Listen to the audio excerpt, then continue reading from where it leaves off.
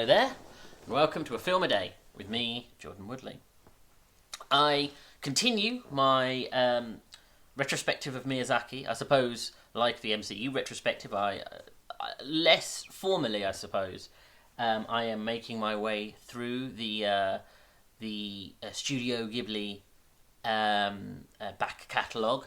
Although like I say, less formally because I have made a few jumps of ones that I've either seen recently or don't wish to see at all. For instance, Grave of the Fireflies, which still remains in my list of films that I'd rather not have to see again for a while. Beautiful, profound, really important film. Don't think I'm emotionally ready to see it again. Not soon, anyway. And so whereas with the MCU rewatch, of course, I strictly have gone through them one by one.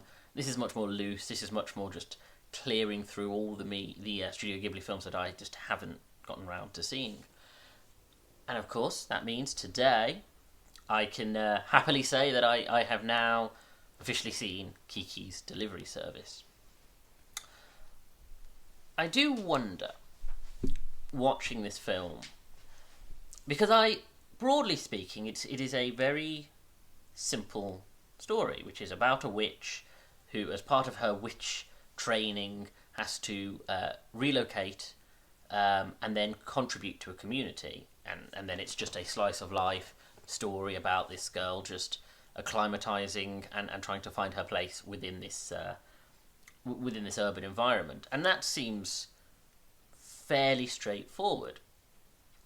But what I kept puzzling as I was watching it and continue to sort of chew over, is the fact that though I superficially understand, I have a knowledge of storytelling and of a character arc and of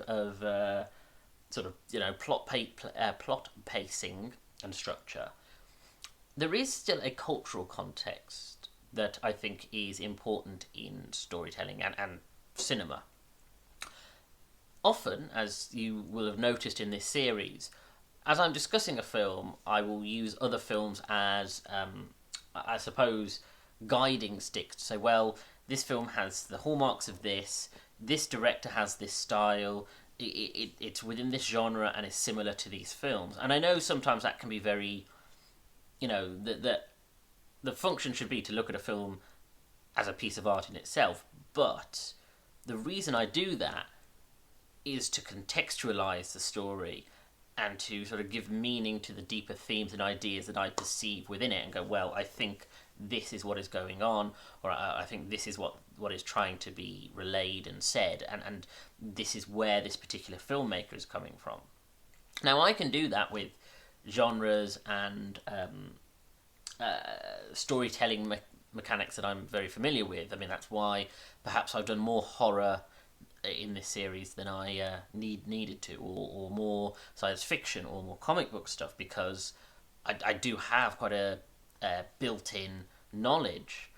But the point of doing this series was not just for me to relay what I already know, but to educate my experience and to grow as someone who wants to understand filmmaking. Consequently, watching this, as I say, I think there is something there that is just outside of my reach. That, though on a superficial level and even on a broad theme level, I understood the story, I understood what was being said, what sort of the broad character arc is.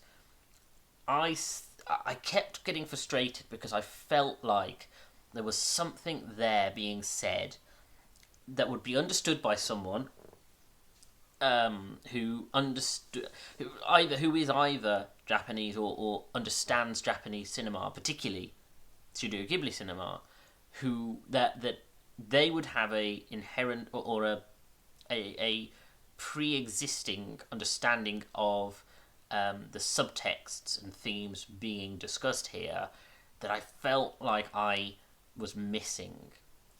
And it's a strange experience for me, because even cinema that I'm not as familiar with, that's why I found Australian cinema curious, because, of course, there are elements of it and styles that I'm not specifically familiar with, and they did things in films like Baby Teeth that I didn't. I was sort of thrown a little bit by, because it clearly refers to a language that has developed within the culture of Australian cinema. But here, it's the next level, because I genuinely felt like there were things here that I just was completely missing and was going over my head. Because, of course, we have. I grew up watching anime. I mean, it was all westernized, Yu-Gi-Oh, Dragon Ball Z, Gundam Wing, very my first animes. But I have a sort of basic understanding of anime storytelling. And of course, there is that cross-cultural relationship between Eastern and Western ideas that's sort of permeated within our fantasy. So, we use words like angels, demons, witches, that culturally the Japanese use in a lot of their fantasy storytelling. However, it means a slightly different thing within Japanese storytelling. There are parallels, and there are definitely, commonalities, but we would be arrogant as Westerners to assume that their cultural references when it comes to something like a witch are exactly the same as ours. And so consequently, I wonder if within sort of the portrayal of witches in Japanese culture there is something there.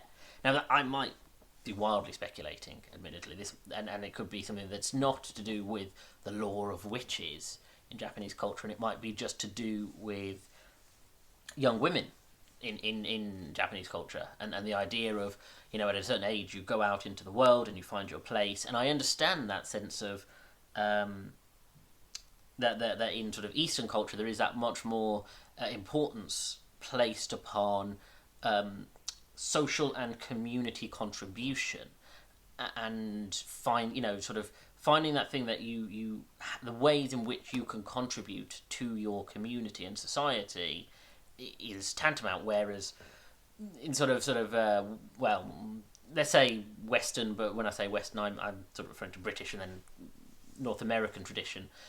There is much more emphasis on autonomy and self-actualization, and going, okay, I want to sort of discover myself, and then I will contribute what I have learned to society. And so obviously that's there, and that's in the story. But as I say, that just I'm a little bit knocked back by the fact that there are things that are there that I can see exist that I just have no point of reference for.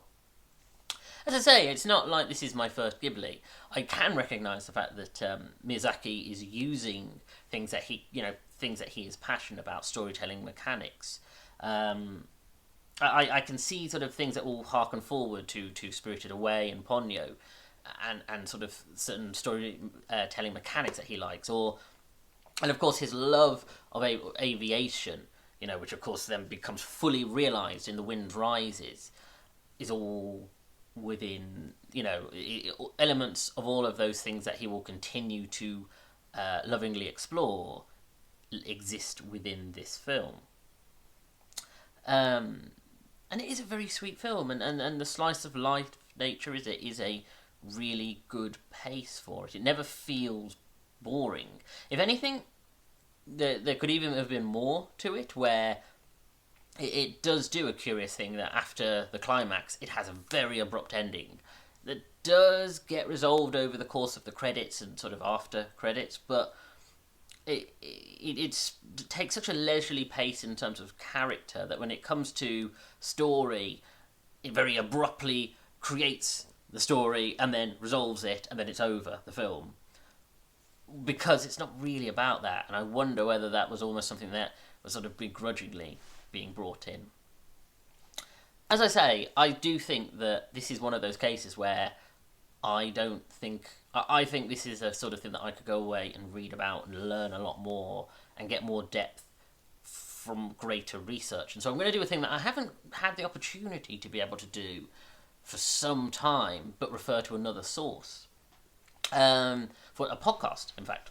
There is a podcast that I've been listening to for years called Geek History Lesson that discusses geek history, comic books, TV shows, and anime that covered Kiki's delivery service, which is, I think, episode 264. Okay, I'm not gonna lie, I did look that up before this video, but I think they, as a additional reading from this video, I think that would be a good source to look further into opening up, sort of breaking down the themes and ideas of the film. So go there. Jason Inman and Ashley Victoria Robinson, they do a really good podcast, and I think that would be a really good source to further explore this story. Anyway, thank you for joining me. If you like this video, hit the like button, comment below, and share the video, because this will help me in the algorithm. Subscribe to the channel and hit that bell to get notifications of when new videos are uploaded. Check out my back catalogue of over 200 videos. And follow me on Twitter at Jordan_Woodley, where I tweet about TV shows, films, and I share these videos once they're uploaded to YouTube, either the day of or the day after. Thank you for joining me. Take care.